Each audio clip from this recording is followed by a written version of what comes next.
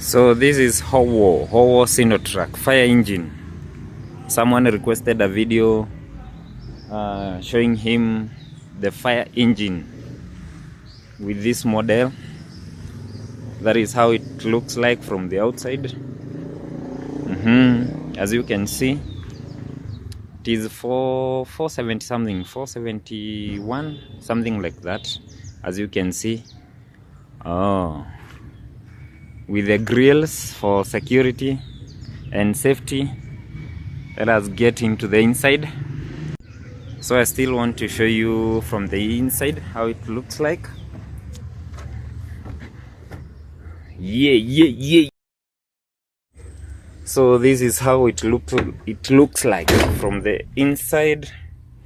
As you can see, these are the buttons that you operate with. From the 4-wheel, the hazard, the lights, the PTO, those lights from the outside, the siren. As you can see, this is the AC button, the handbrake, just like for 371. This is the one, but also this one has been a bit modified. The gear has been modified.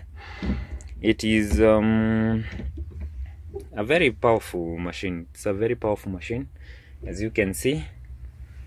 Yes, a very powerful machine with all the lights. Yes.